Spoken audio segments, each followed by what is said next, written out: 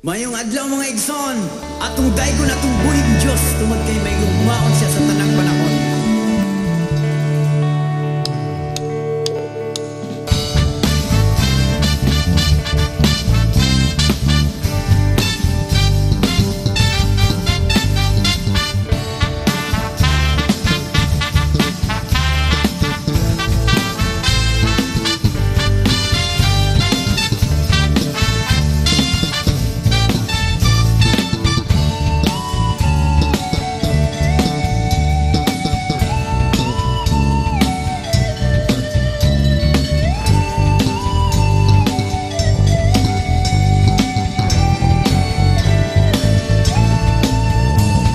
Ginuulian ka sa tanang pagpasalamat, ginuulian ka sa tanang mga pagdaig, ginuulian ka sa tanang mga pagsimba, pagtuboy ug pagbayaw ang tanan kanimo lamang.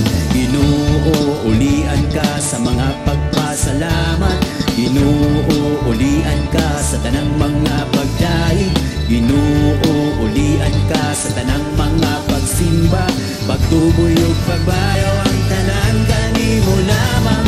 Kanimo ang himaya, kanimo ang tanan, dungo pagpasalamat, o Diyos kanimo lang. Kanimo ang himaya, kanimo ang tanan, dungo pagpasalamat, o Diyos kanimo lang.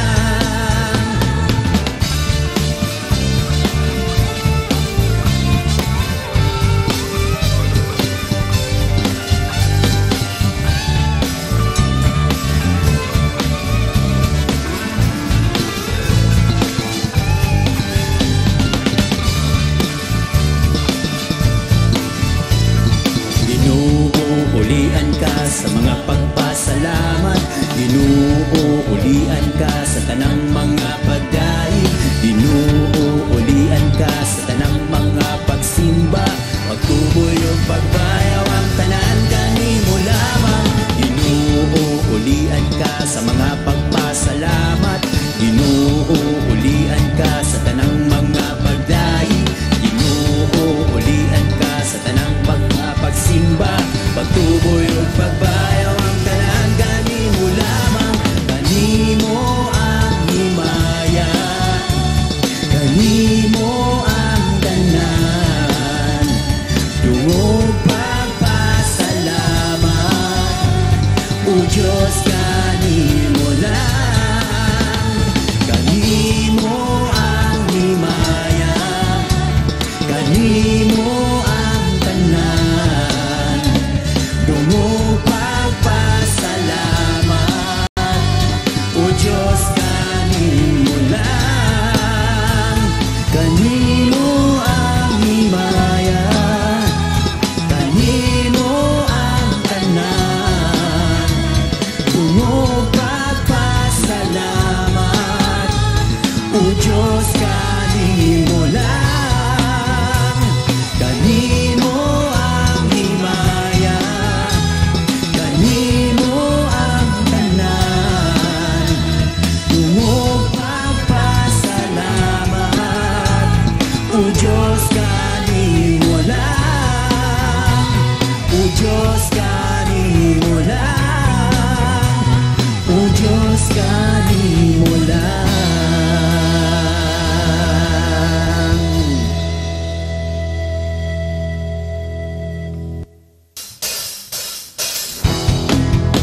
Lord, for you alone deserve all the glory, all the honor, and the praises.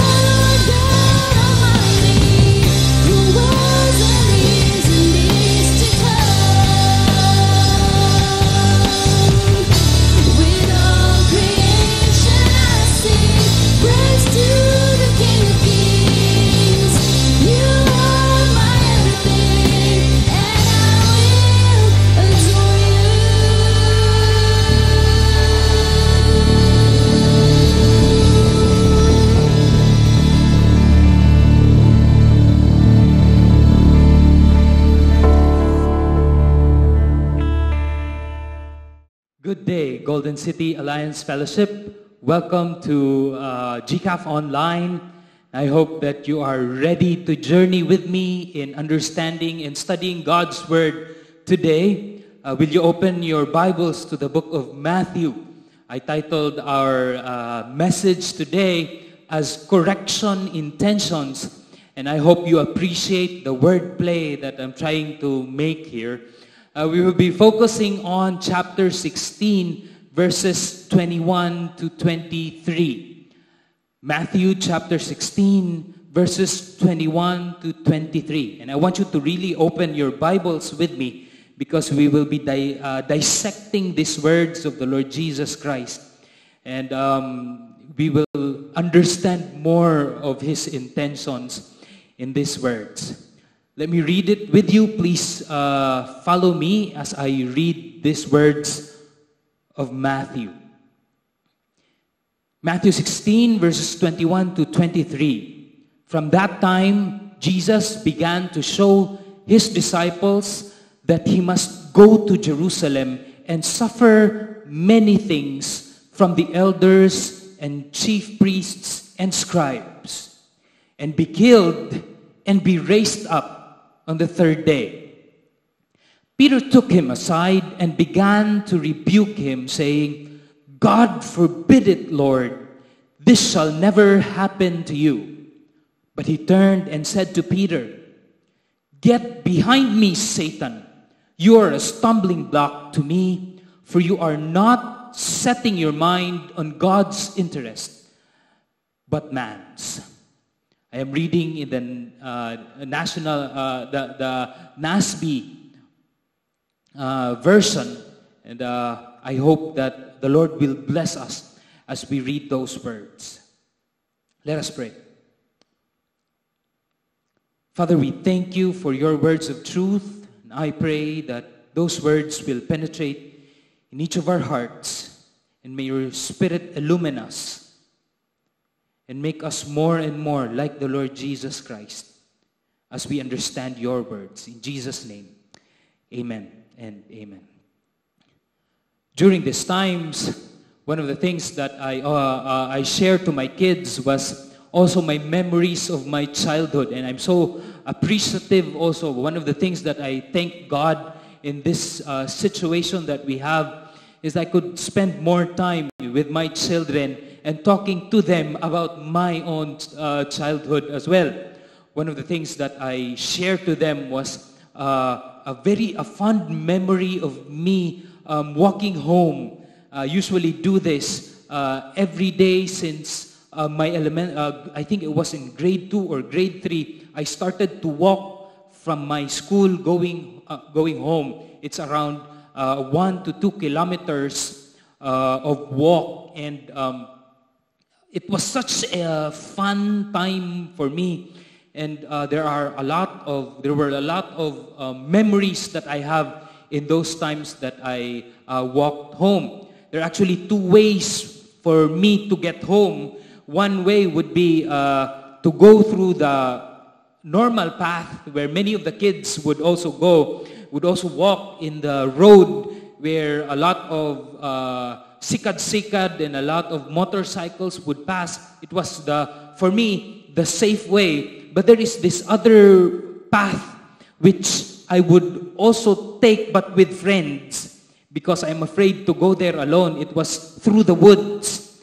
And when I say the woods, it's actually a rubber plantation that is at the back of our school, and it leads directly to our house. It's a shortcut, but I'm afraid to go there alone because there are snakes and a lot of things that I could, meet there that's probably too dangerous for me as a child.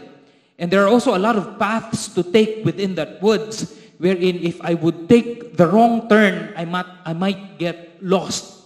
But with friends, that is one of my favorite paths to take going home, because I could just really get lost in the woods, not literally, but enjoying the fun in hearing the birds and seeing the trees. and smelling the good smell of the rubber trees. There was actually one time where I took some of the top 10 ranking of my class and convinced them to go with me through the woods together with some of my friends. And I told them that we will go there not to go home, but to go to the river and swim. I think I was in grade 5 or grade 6 during that time. And the thing is that they were convinced, they loved the idea, but they didn't tell their teacher or ask permission from their parents about it. But we went. Imagine that. The top 10 best guys and gals at my school, the top in my class, the top 10 most intelligent people in my class, we went there, and again we just got lost there. We were so we were having fun, and I actually called that episode of my life as being lost in the woods, because we were not lost literally, but we were lost in our concerns of the world as we had fun and swam in that particular river. And the second reason why I called it as being lost in the woods, because after that particular incident, we realized that our parents, together with our teacher, has lost their wits in concern and in anger because we chose to do that and not ask permission. In fact,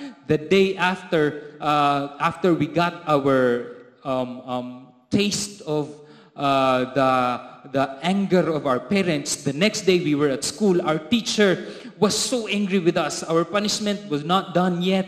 She asked us to come in front of the class, and imagine that the top 10 brightest kids in the class were in front of the rest of the class, and we were there being punished by our angry teacher, and we were doing squats for around 30 minutes to an hour.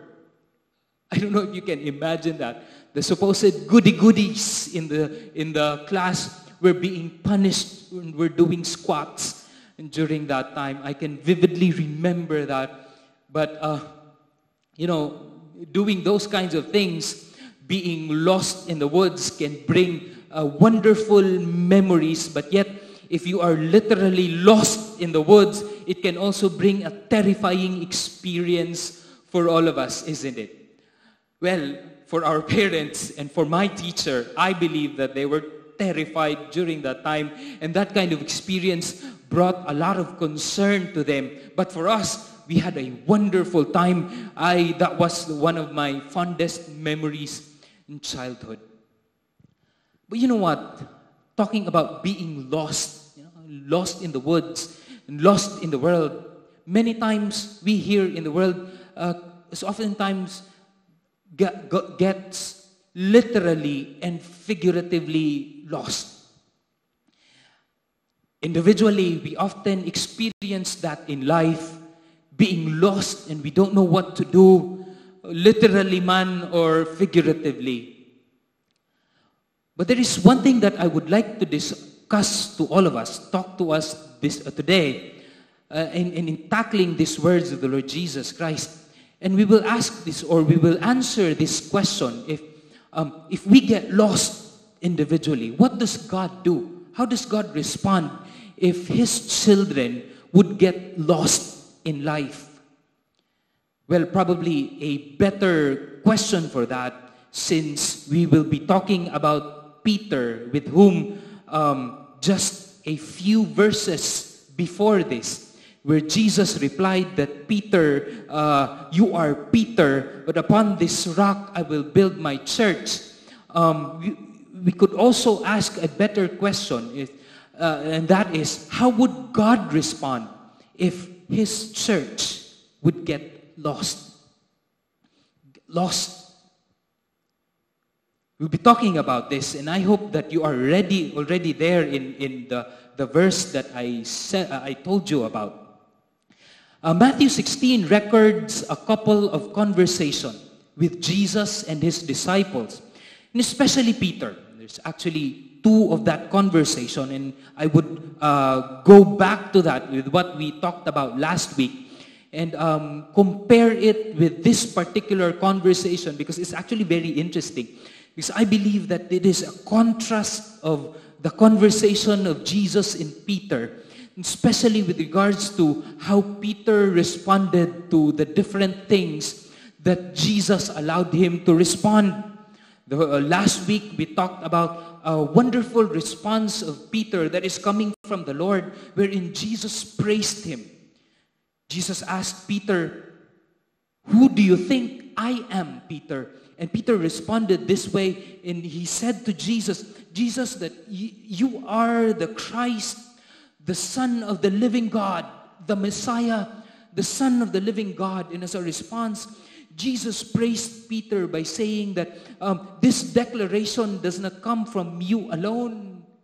It is by the grace of God that you are able to say this, Peter. And right after that, Jesus revealed his plan, an organic assembly, or what we call as the church. And that through this organic assembly, he will conquer the world or finish his salvific plan. And the gates of Hades could not overpower it. Well, hearing those affirmations from the Lord Jesus Christ, Peter now was probably bubbling up with, a lot of encouragement and passion in his heart, because it's rare to hear this, that Jesus appreciated Peter so much, because there are many times wherein Peter would just say a lot of things, and many times those words are words of are not really nice words. Although there are some wherein Jesus would also probably encourage him, but this is one of the words that were recorded wherein Jesus praised Peter. And I could just imagine, the encouragement and the empowerment that Peter received during that time from the Lord Jesus Christ. Peter must have been so confident that Jesus, will truly establish a great kingdom in Jerusalem, and that the gates of Hades will not overpower it. I don't know what's running into the mind of Peter during that time, especially in how he interprets those words, but we will see it later as we dive into these words.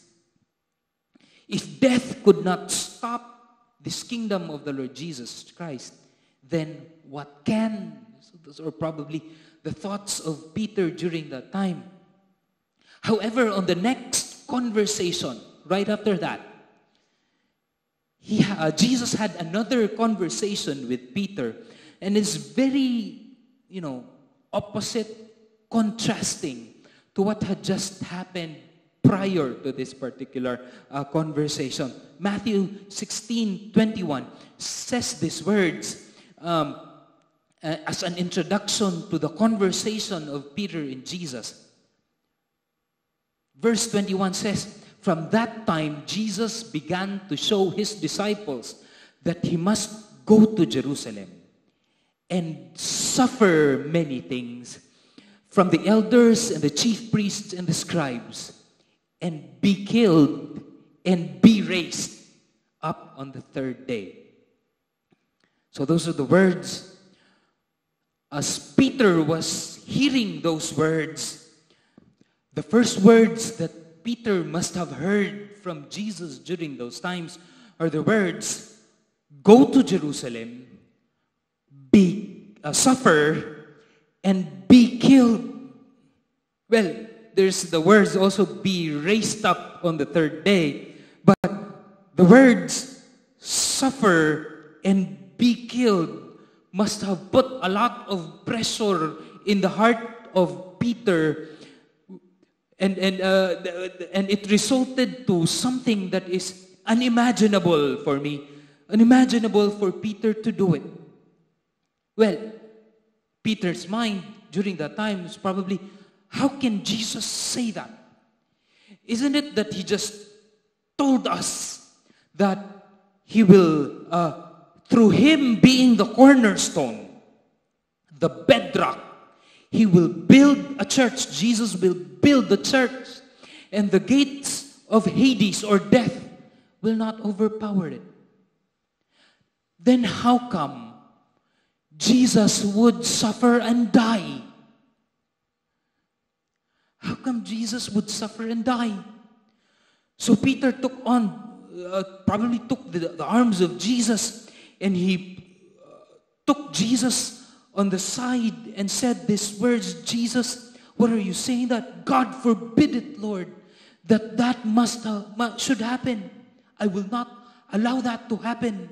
And the interesting thing here is that the words here is, and Peter took him, Jesus, aside and began to rebuke.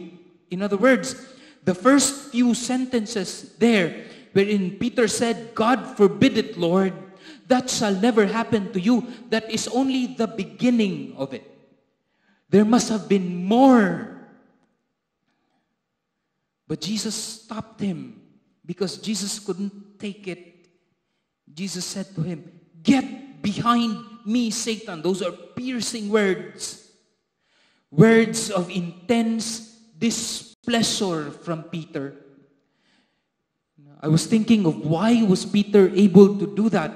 And I realized that if Jesus were to go to Jerusalem and suffer and die, and of course be raised, but I believe that the intensity of the words suffer and die got into Peter, because in his mind during that time, if Jesus would suffer and die, then isn't it natural or automatic that we, his direct followers, would also experience suffering and even dying? And I believe that that is the very reason why Peter took Jesus by the hand and took him to the sides and told him, God forbid it, Lord. This shall never happen to you. And I also, I was thinking that Peter was also got through a seminar of conflict resolution, because he understood the rule that you need to rebuke in private and praise in public. Probably this is one of the things that Peter did during the time, was to go in private and rebuke Jesus. But for Jesus, when Peter began to rebuke him, those were not only the words that Peter would have wanted to say, but Jesus stopped him. Jesus said, get behind me, Satan. You are a stumbling block to me, for you are not setting your mind on God's interest, but man's. As I was looking into these words, I tried to place this conversation of Peter side by side by the previous conversation that Jesus had with Peter, and it looked something like this. In the first part was a praise.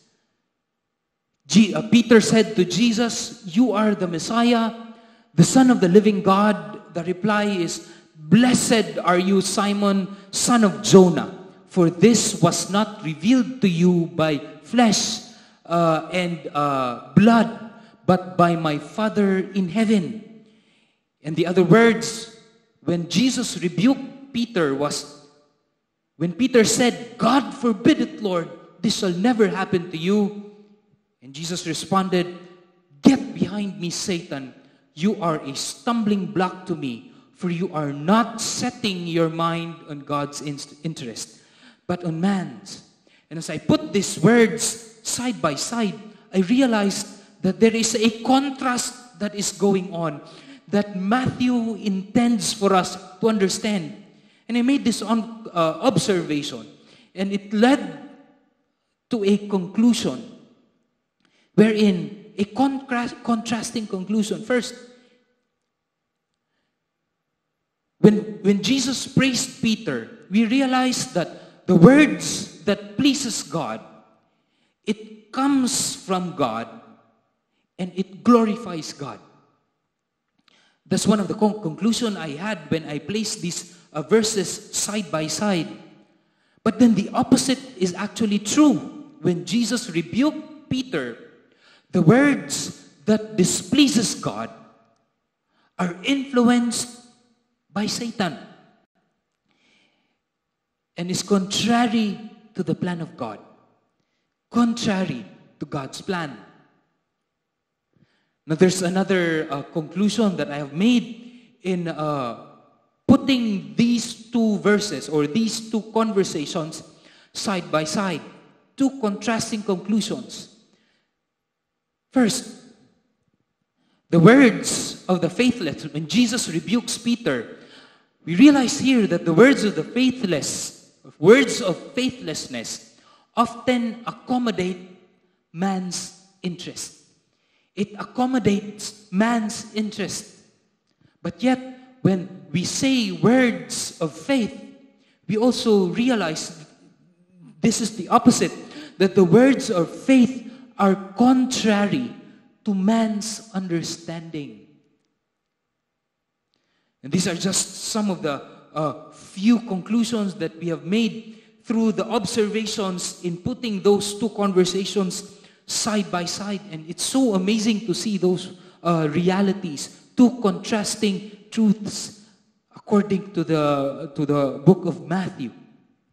But what I want us to look into all the more today is diving deep into verses 21 to 23, because we can already see the sin that Peter made during this conversation of Jesus. And let's try to dig in deeper and answer the question of how would Jesus respond when his disciple is lost? Or a better question yet, how would Jesus also respond when his church is lost? This could also be placed in this kind of a question. Why did Jesus convey such intense displeasure to Peter's words? It's actually two reasons here that I would like to give to you. But before I would do that, we should also remember the context that is going on here, because there have been a lot of times wherein Jesus was doing this rebuking things to many people, especially the Pharisees and the scribes and the leaders of the religious leaders during that time. But this is a different kind of a rebuke, because this is a rebuke of Jesus towards his disciple, with whom at that particular moment and at that particular time has displayed a certain character or spirit of faithlessness. The words of Jesus here could be similar in its intensity, but the intention here is completely different when Jesus would rebuke the Pharisees and those who have hardened their heart from the Lord Jesus Christ. Now let me give you two reasons of why Jesus displayed such intense displeasure. And somehow, as we answer this question, we would also find out the answer of how Jesus would respond when his church gets lost. The first reason is here. When God rebukes his church, when God rebukes his church, it happens when the church is at a loss from God's purposes. Peter during this time Jesus during this time rebukes Jesus because Peter was at a loss. When Jesus revealed his plan of suffering and dying and resurrecting, it was not only for the sake of just, doing it, for the sake of displaying something for people to see. There was actually a higher purpose of it, a plan that God had made even before this world began, even before eternity passed. The contextual purpose for it was for this going to Jerusalem, suffering, dying, and be raised up, was that it is supposed, in this supposed tragedy, it was to prove that the words of Jesus, that the gates of Hades cannot prevail against the cornerstone of the church, that is Jesus Christ. That is the contextual purpose of it. To make us realize that indeed by raising or by resurrecting on the third day, that the gates of hell could not overpower the plans of God, could not overpower the cornerstone of the church, that is Jesus Christ. But looking at it in the complete Word of God, in the further revelation of God in the book of Hebrews 13:20-21, it says there, "Now the God of peace, who brought up from the dead the great shepherd of the sheep through the blood of the eternal covenant, even Jesus our Lord, equip you in every good thing to do His will, working in us which is pleasing in His sight, through Jesus Christ, to whom be glory forever and ever. Amen." Now we see here the higher purpose by which Jesus had to suffer and die and be raised up on the third day. It is because through this act of the Lord Jesus Christ, the God of peace can now equip each one of us to do His will. And by equipping the church to do His will, this is pleasing to Him. You see, the higher purpose of it is to please God by this supposed tragedy of Jesus suffering and dying. It was actually to please God, to please the Lord, and would ultimately bring glory to the Lord Jesus Christ. This is the higher purpose of the plan of Jesus, and this is revelation of Jesus. And Peter did not see that. During that time, Peter became short-sighted. And many times, you and I are like this. We are short-sighted people. We tend to not see the things that is in the future, God's plan for us. Because what we often like is to gratify our instant need. You know, yesterday, I received an email from our school at Quezon City and trying to, ask us a question of how we are doing during these times of pandemic and of quarantine. The email states through a question, and it says something like this: what is the hardest thing that you are experiencing during this pandemic? And it got me thinking, in my situation at home, what is actually the hardest thing that is going on, that is happening in my life? And I thought about many of our friends, many of you who do not have, enough provision to last up until April 30. And that was hard for me. And how I wish I could just give a lot of, gather a lot of help from our fellow brothers and sisters, which we have done, but I believe is not enough, because there are a lot of us who do not have enough during these times. But then I thought about it all the more. It's not actually the hardest thing that I am experiencing. I thought of some of you frontliners. I have a wider group member who are nurses, a couple who are nurses in NMMC, and they had been updating us with what is going on. And there have been a lot of prayers that was prayed by our family towards them. And it was hard for us to imagine those things to our wider group members, and to many of you nurses and doctors out there. We are praying for you. But then I realized that that is actually not the hardest thing that I am experiencing during this time. The hardest thing that I'm experiencing during this time is the transition that me and my wife are going through right now from our, especially with Kinkin, the transition of going to school physically and now going into homeschooling. You might think that, oh, probably that's very trivial.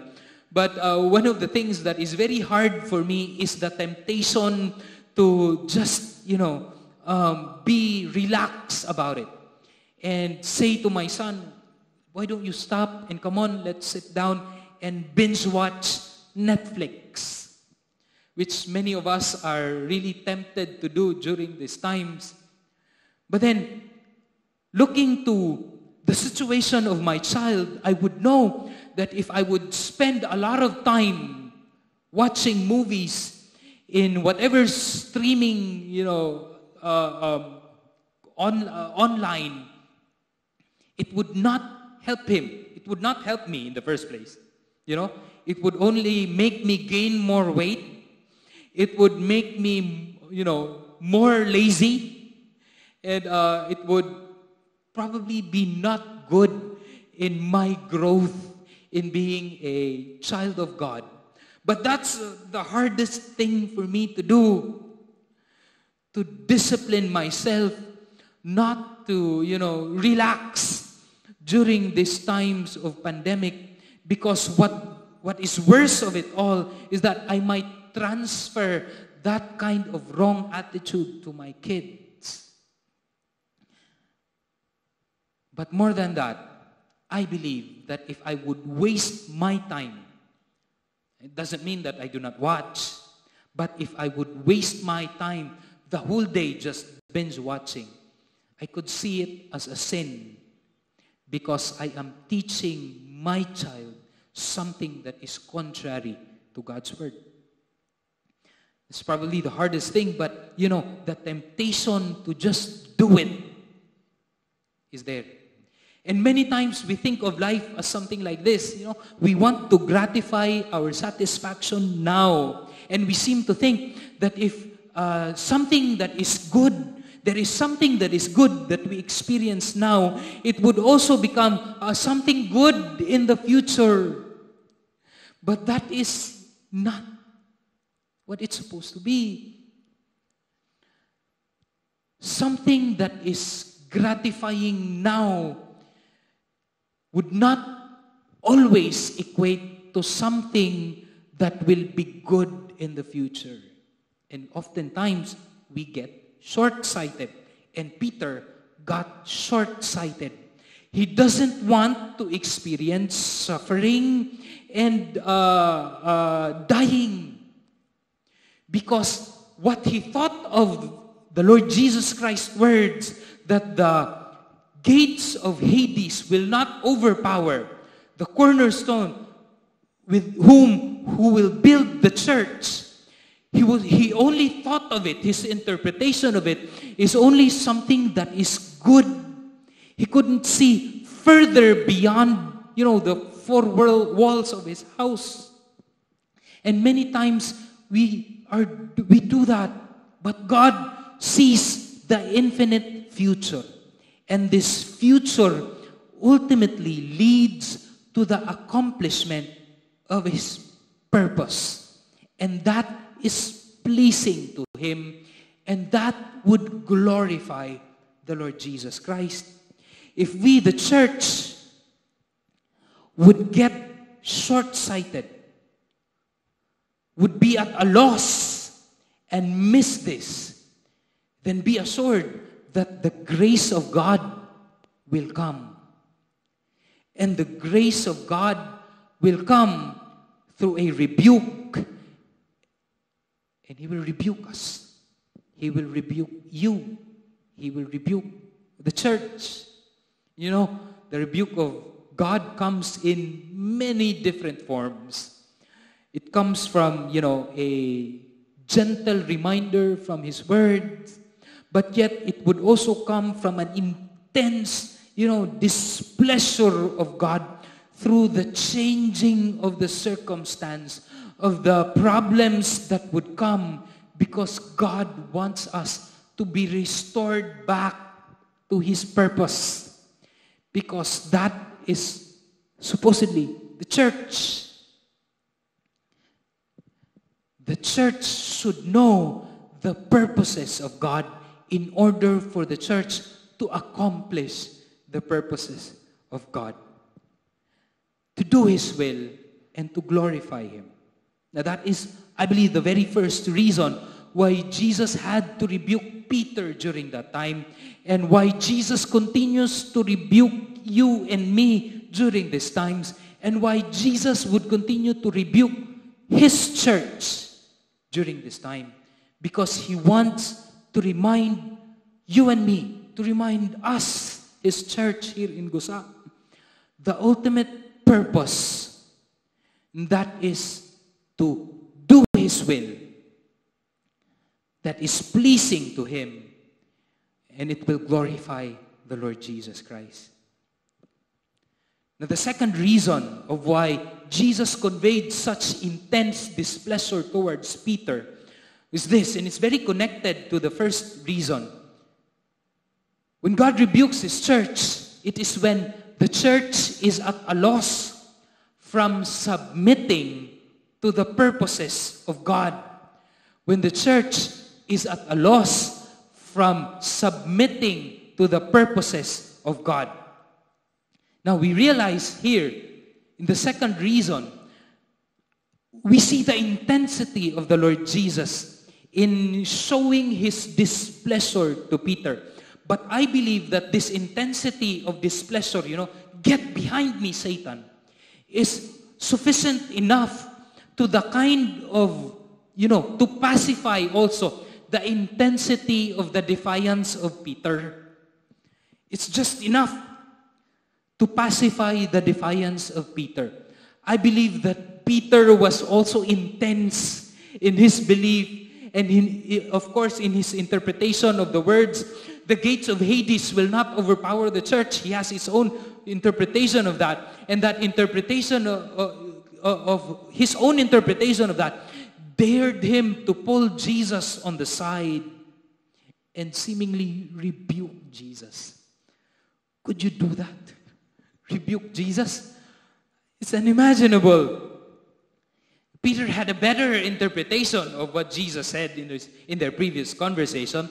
Peter had a better vision of Jesus' reign.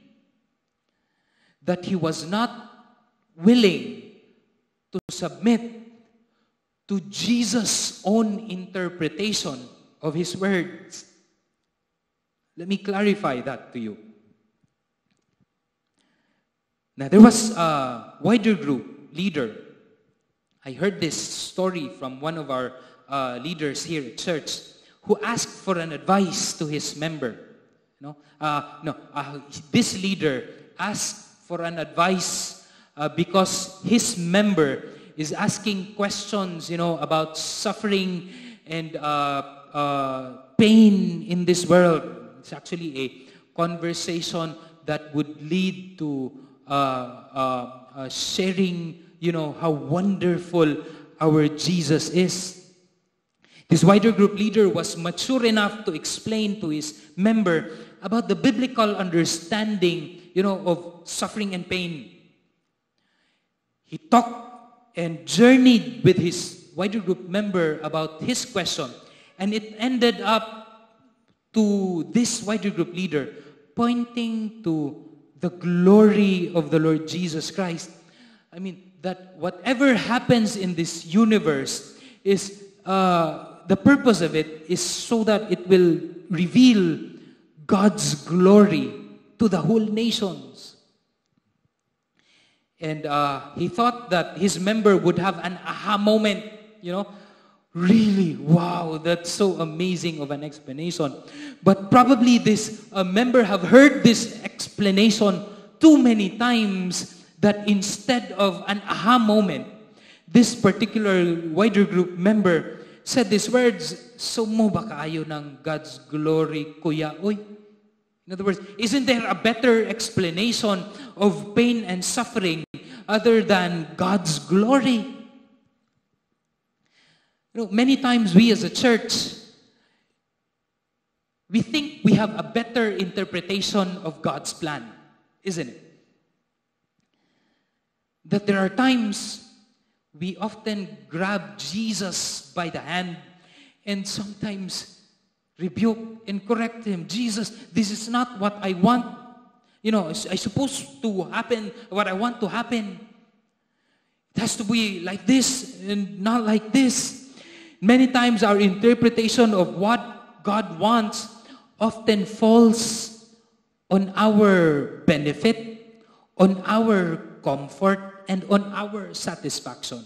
And this is what happened to Peter.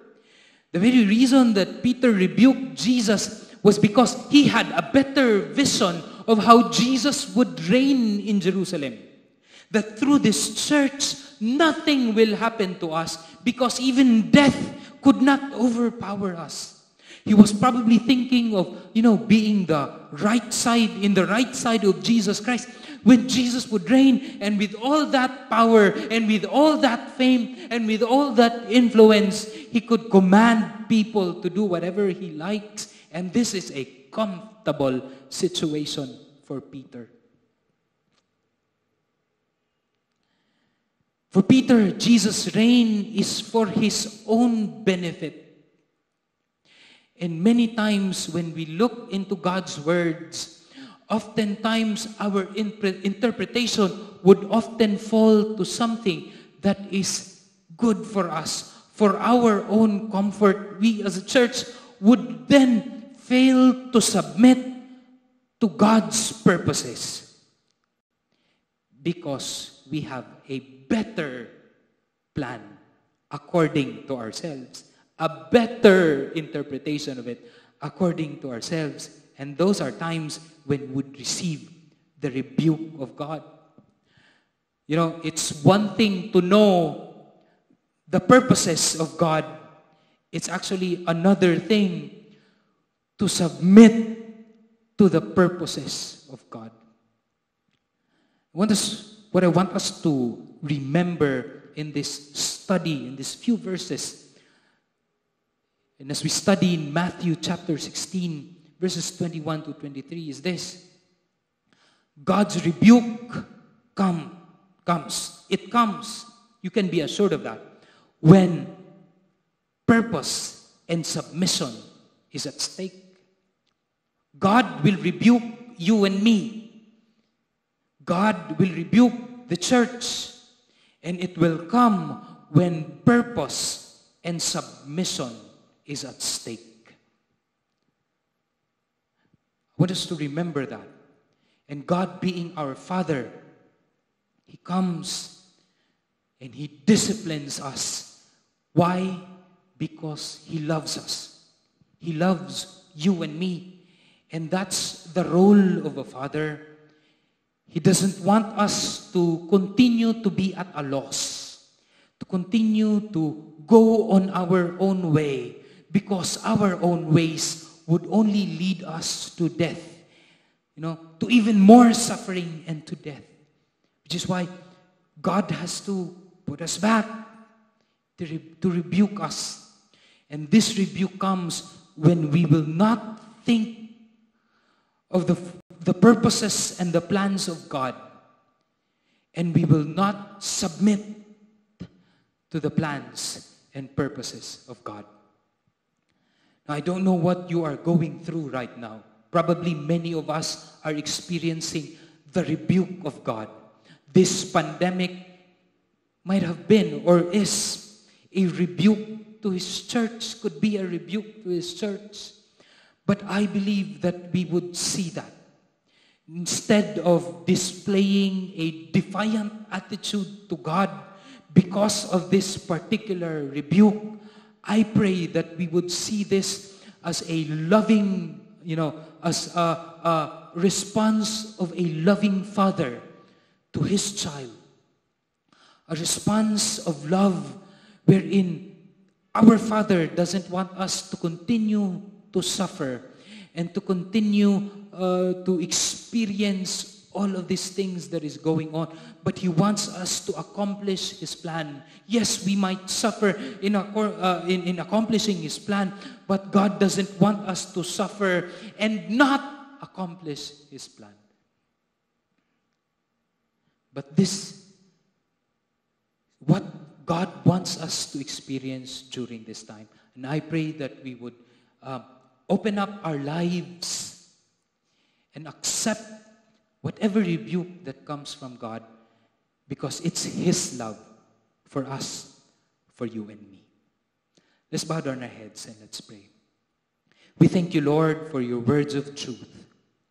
I pray that you would minister to our hearts, and these words would penetrate all the more deep into our soul and spirit, and that whatever we are going through right now, we would accept it with open arms, knowing that you are our God, who wants to teach us, to rebuke us, because you love us and you want us to accomplish your plan, which is pleasing to you and would bring glory to our Lord Jesus Christ. We thank you, Lord. To you be the glory and the honor. In Jesus' name, amen and amen.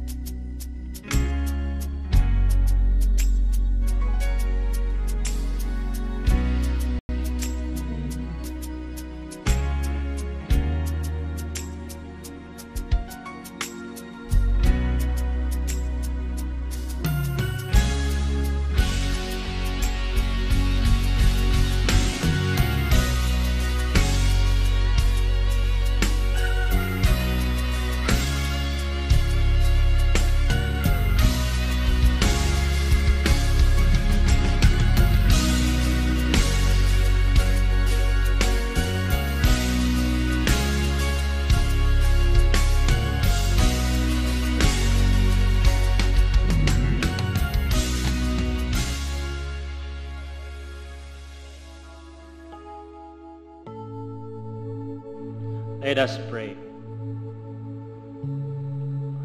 Almighty Father, we thank you for your loving grace and mercy towards us, your church. We admit, O God, that we are wrong of the things that we are not submitting to your will. We ask your forgiveness, O Lord. Forgive us for complaining, doubting. I pray, Father God, that your Holy Spirit will strengthen us. Help us see the things that you have prepared for us. I pray, Father God, that you're going to minister to us through your word, that your truth will be revealed to us. And I pray that it will encourage us to pursue holiness and righteousness even in the midst of challenges that we are facing today. I pray, Father, for your peace and comfort for all of us. I pray, God, that you are glorified in our life. The love of God, the grace of our Lord Jesus Christ, and the fellowship of the Holy Spirit be with us all now and forever. Amen and amen.